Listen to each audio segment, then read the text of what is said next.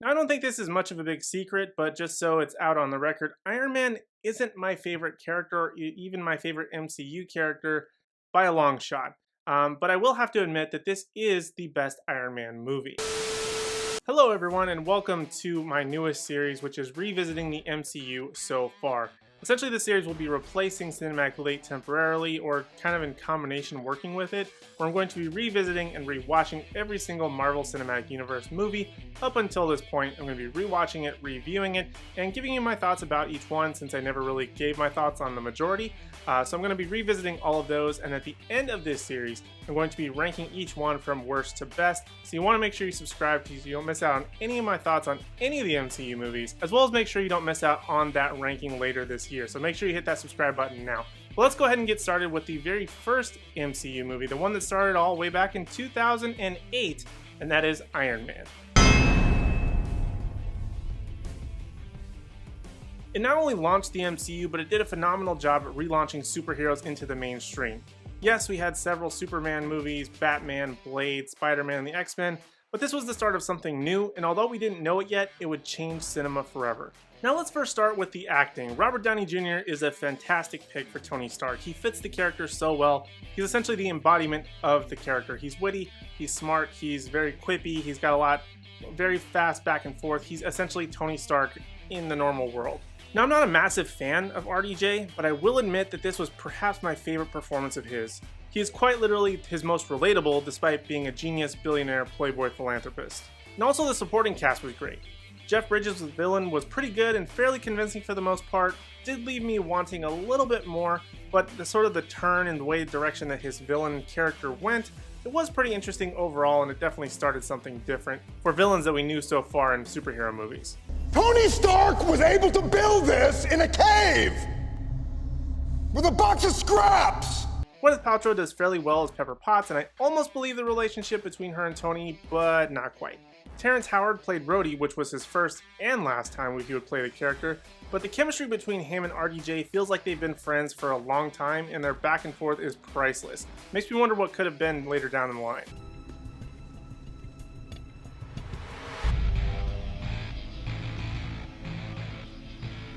Next time, baby.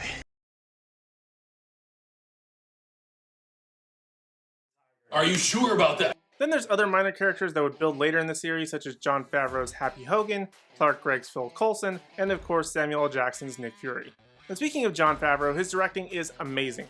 I think he gets a lot of praise for what he has been able to do since Iron Man, such as Jungle Book, Mandalorian, things like that, but this is what launched him into those projects. The writing and direction that this film takes is a masterclass in how to introduce a superhero without making it feel too cheesy or too serious. The story is a fun adventure of redemption and doing the right thing in the end by seeing faults and pain you may cause and wanting to do everything that you can to correct that. The terrorism plot also kind of hit at the right time, as we were a post 9/11 world, and it was still a large part of dealing with the war on terror.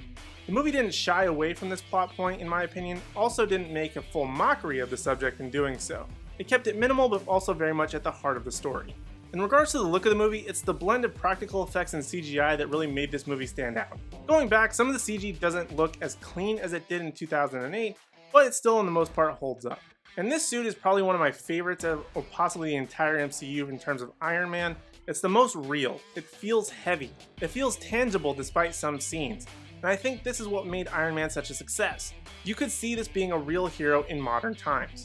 I think this idea fades away as the MCU goes on, but we'll touch on that later, but he felt more real than any other superhero because it was willing to show the hero's journey and show Iron Man quite possibly just as much as Tony Stark. What more could you want from a superhero movie? But anyway, I do still think the movie has its problems. There is a fine layer of cheese scattered throughout this entire movie, but it's pretty palatable considering that there's other elements to balance it out. It's not the main center of the story, which was kind of nice departure considering some of like the Batman movies from the 90s and things like that. So those are essentially my thoughts on Iron Man. It's a damn good start to the MCU, and it's a great standalone movie, something that I wish other MCU movies would have done later down the line, but they did have to interconnect to some degree. This one just did it in the right way where there was enough of it, but it wasn't the major plot driving points. But I want to know what you guys think about Iron Man. Is it your favorite movie? Is it your least favorite movie? Where does it rank for you? Let me know your thoughts and opinions down in the comment section down below.